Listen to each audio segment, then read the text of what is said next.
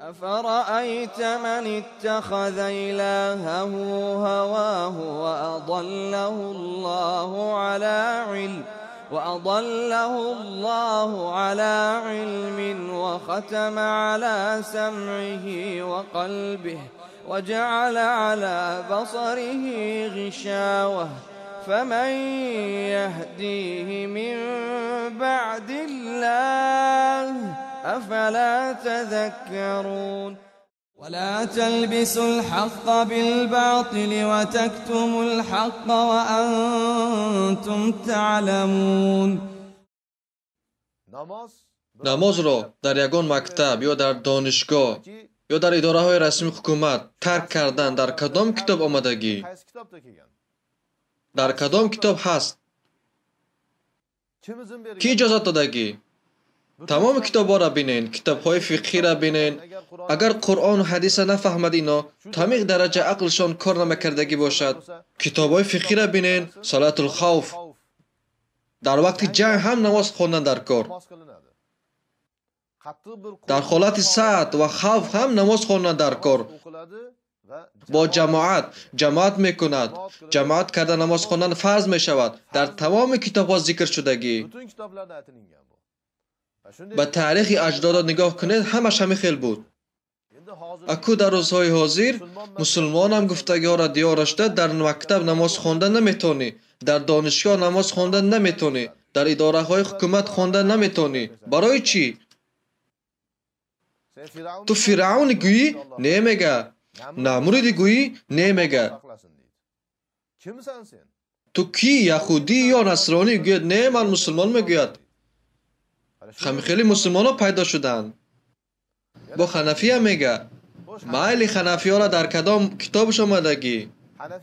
حنفی ها را در کدام کتابش؟ 5 وقت نمازمان، نماز ترک کرده زندگی کردن امان، نماز با ایزن ترک کرده نخواندن در کدام جا آمدگی؟ کو حنفی مذهب نشان ته؟ از زمان ابو حنیفه تا زمان ما همیقه زمان گذشت. حنفی ها را همیقه تاریخش هست. کنی در کتابش همین را گفتگی. کدام کتابش آمده که فلان نماز ترک کنی می شود؟ یگان خیل ایزن نیست. کسی که گوید نماز ترک کنی می شود وای کافر می شود. مطلقاً کافر کسی که نباشه. اما در دیار مسلمان ها با فهمانده نتوانستند. اگر فرزند شما در مکتب نماز خواند یا در دانشگاه نماز خواند یا در جایهای رسمی نماز خواند، گمراه حسابیده می شود. دشمن دین حسابیده می شود. دین ویرانکن حسابیده می شود. دشمن ملت و دین می شود. کافر حسابیده می شود. حنفی نه. حنفی حسابیده نمی شود. این ظلم ها را بینید. اینها به کی سبب چی شدن؟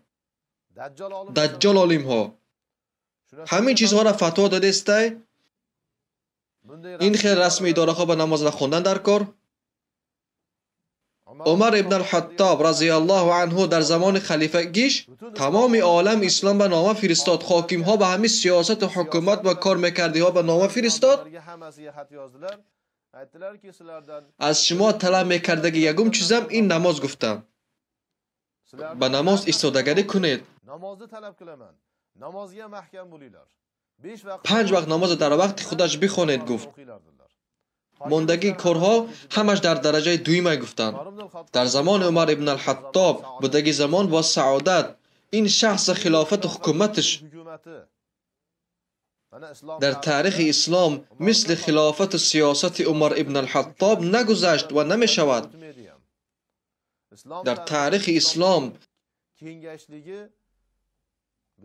اسلام تمام دنیا با پهن شدنش به سیاست و حکومت عمر ابن الخطاب اهمیت کلان دارد.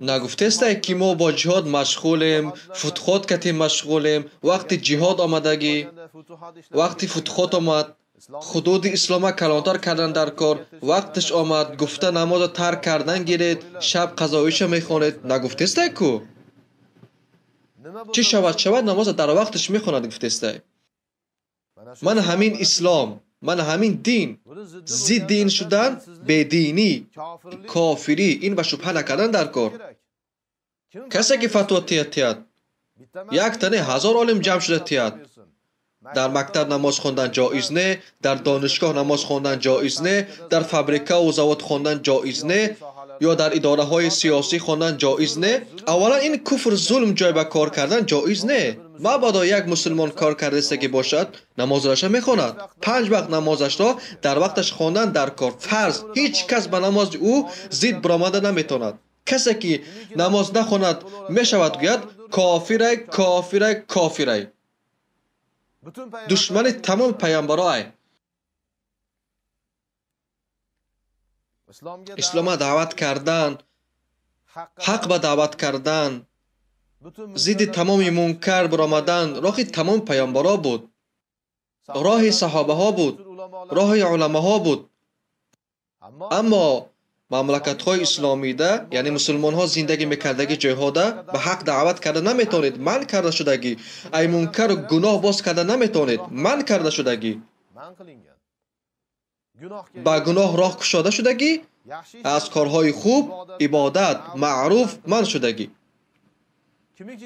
کسی که از گناه باز دارد کسی که به حق دعوت کند دشمن دین از مذهب ابو حنیفه برآمدگی دشمن وطن و ملت ترمش میکند نصف میکند این چی گفتگی ای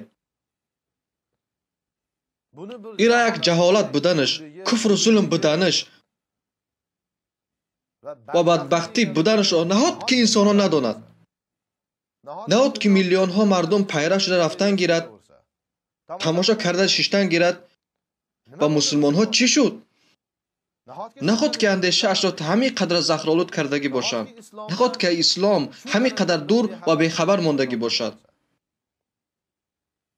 چگونه مسلمان ها به این حالت آمد از سبب دجال عالم ها دجال عالم ها این ظلم و باطل حق کردن نشان داده است حق باطل کردن نشان داده است برای همین میلیون مسلمان ها مثل حیوان به آنها پیرو شده است مثل انعام پیرو شده رفته است هیچ شرم نکرده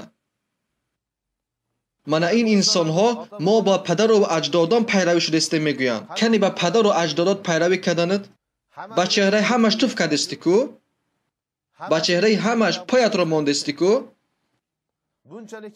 همین قدر جنایت شده است هیچ کس رد کردن نتونسته برای چی برای که حق باطل کردن نشان میدادگی باطل حق کردن نشان میدادگی دجال عالم ها هست همین ها سبب شده است همین آیت و حدیث ترک شدنش رد شدنش با ضد آیت و حدیث مبارزه بردن و همین ها عیب داشته است